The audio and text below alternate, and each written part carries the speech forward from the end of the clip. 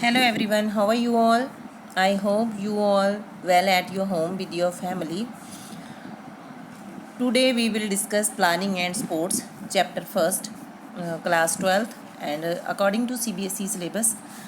So आपके पास books तो ज़रूर होंगे, आपने डिटेल उसमें पढ़ी होगी. मैं आज इसमें कुछ इम्पॉर्टेंट पॉइंट्स आपके साथ डिस्कस करूँगी जो आपके नेक्स्ट पेपर्स के लिए हेल्पफुल होंगे. सबसे पहले हम ये डिस्कस करेंगे कि प्लानिंग क्या है. Planning is the process of thinking about the activities required to achieve a desired goal and to achieve objective and solve the problems and to facilitate actions. Means कि प्लानिंग क्या है. Planning एक process है हमारी thinking का जिससे हम ये करते हैं कि हम अपने गोल को कैसे पा सकते हैं, हम उनके ऑब्जेक्टिव को कैसे अचीव कर सकते हैं. प्लानिंग हम इसलिए बनाते हैं कि हम अपनी प्रॉब्लम्स को सॉल्व कर सकें, या फिर हम जो हमारी फैसिलिटेट एक्शन है कि हम उसके ऊपर रिएक्ट कैसे करते हैं. प्लानिंग हर चीज़ के लिए ज़रूरी होती है कि जैसे हम घर में कोई फंक्शन कर रहे हैं तो उसके लिए भी हम एक प्लान बनाते हैं कि हमारा बजट क्या होगा, गेस्ट कितने आएंगे, या फिर उनके लिए फूड प्रिपरेशन कितना होगा, या क्या मटेरियल होगा, ये सब. नेक्स्ट आते हैं कि प्लानिंग के ऑब्जेक्टिव क्या है. ऑब्जेक्टिव हैं, फर्स्ट है keep good control overall activities, कि अगर विद प्लानिंग हम चलेंगे तो हम हर एक्टिविटी पे अच्छा अपना कंट्रोल कर सकते हैं. अगर हम विदाउट प्लानिंग चलते हैं तो हमें इस चीज़ में प्रॉब्लम क्रिएट हो सकती है. कि जो planning helps in keeping good control in organizing a tournament as planning and control are connected with each other. A good plan helps in keeping good control over activities. Sports planning as an objective to help to control and limit the problems which might arise without planning. कि हम अपनी जो problems हैं उनको हम उसमें solve कर सकते हैं. जो कमेटी मेंबर हैं उनके साथ हमारी कोऑर्डिनेशन अच्छा बनता है, हमारा कंट्रोल टूर्नामेंट के ऊपर कंट्रोल क्या है, जो उनके साथ कनेक्ट कैसे होना है, ये जो चीज़ है वो हम एक प्लानिंग के ज़रिए चलते हैं. नेक्स्ट है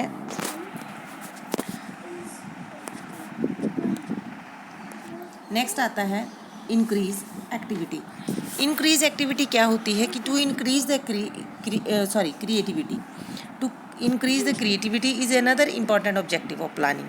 planning helps in innovative and creative thinking because many new ideas come when person of different committee communicate with each other the cooperation and suggestion when they make a plan.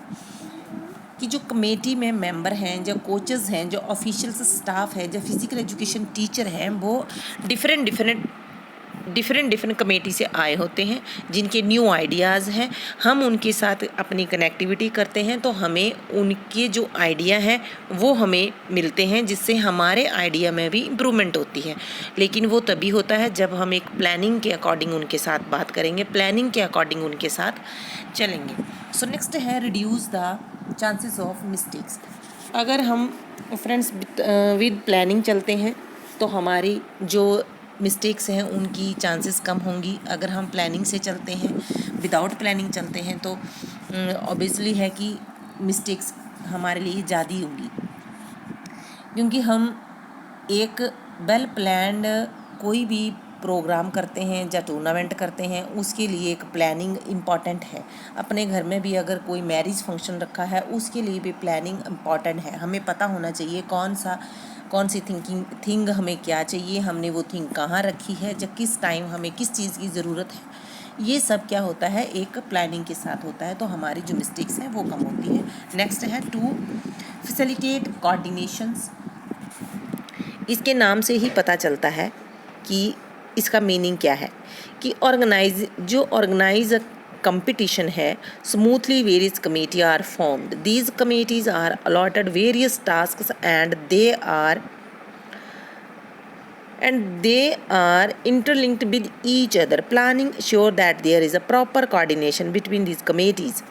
कि जो committee है उनके साथ हमारा coordination अच्छा होना चाहिए. हर चीज़ उनकी अगर हम कोई बात कर रहे हैं तो उनकी बात के साथ हमारी बात भी एक मैच करनी चाहिए. नेक्स्ट है avoid unnecessary pressure of last minute.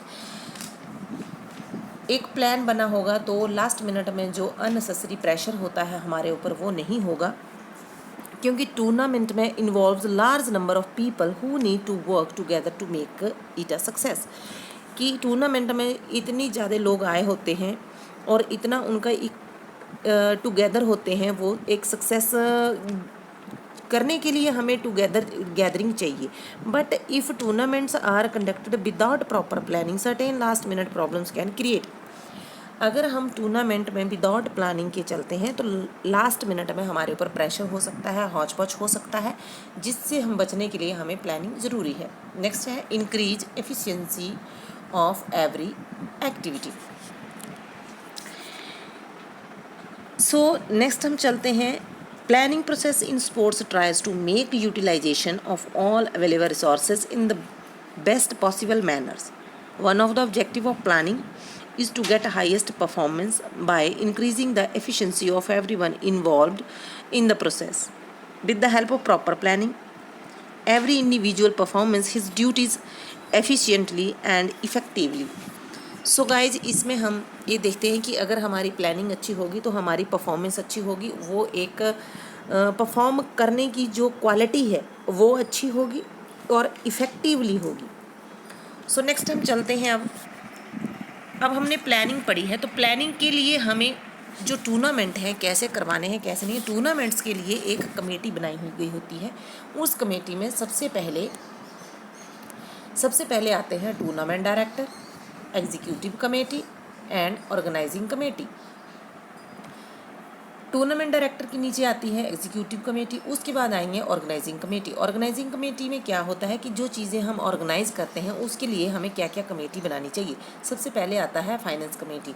ये क्या करती है, टूर्नामेंट का बजट बनाती है कि हमें कितनी हमारे पास टीमें आ रही हैं, उनके लिए हमारे पास कितना बजट होना चाहिए, उनके ऊपर क्या खर्चा होगा, ये सारी चीज़ देखती है फाइनेंस कमेटी। नेक्स्ट आता है ट्रांसपोर्ट कमेटी।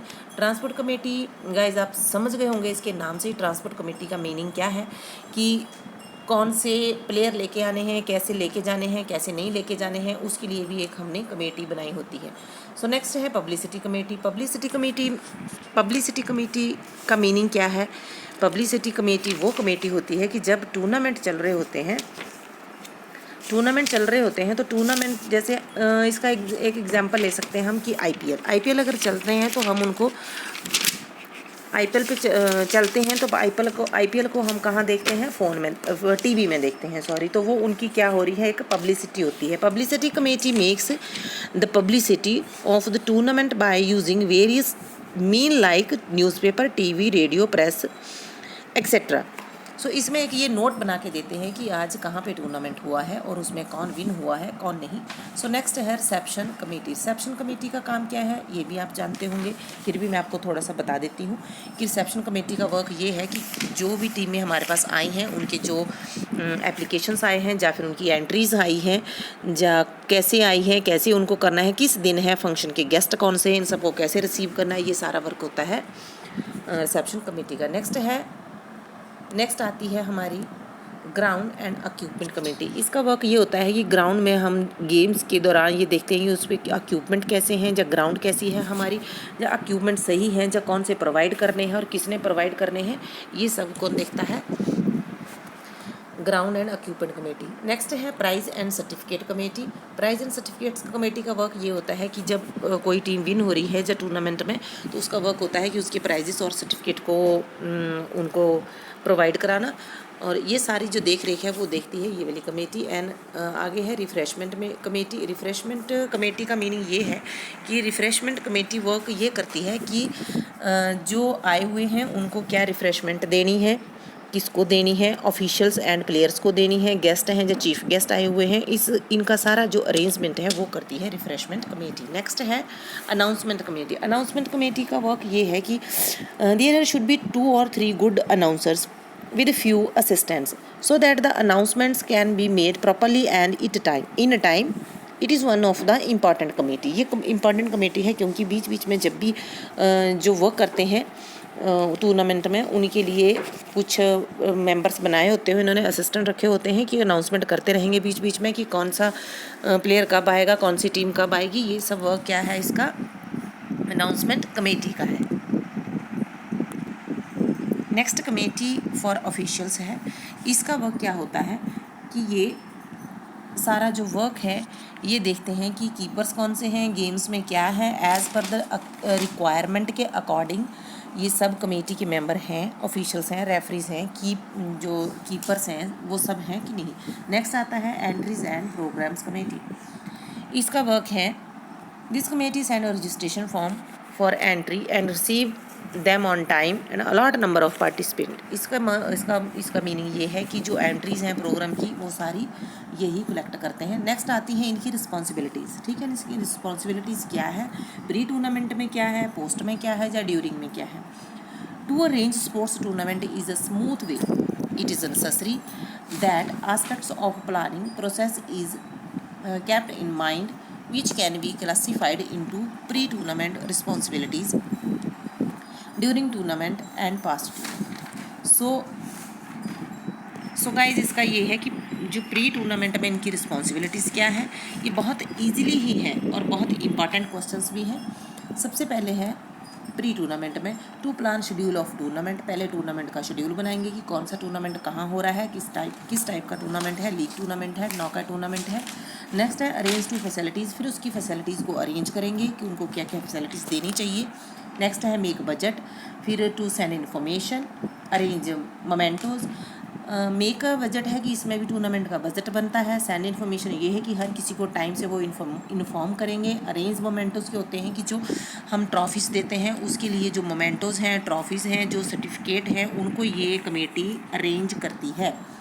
नेक्स्ट आता है हमारा अरेंज एंड प्लान लोडिंग। इसका काम क्या है, अरेंज एंड प्लान लोडिंग का वर्क ये होता है कि ये फूड प्रोवाइड करते हैं। ठीक है, नेक्स्ट है टू प्लान एट ट्रांसपोर्ट। फिर आ गया ट्रांसपोर्ट वाला कि जो टीम है उसको कैसे भेजना है, कैसे लाना है, ये सब आता है ट्रांसपोर्ट में। ड्यूरिंग टूर्नामेंट, जब टूर्नामेंट चल रहा है तब उसका वर्क क्या है, the such of tournament depends upon whether the tournament is going on as per schedule. The responsibility during the tournament include to check the arrangements of ceremony. मतलब जब टूर्नामेंट चल रहा है तो उसमें उसका जो शेड्यूल है वो क्या है। सबसे पहले ये है कि वो टाइम से चेक करते रहेंगे कि टूर्नामेंट की जो सेरेमनी है वो वेल अरेंज हुई है कि नहीं।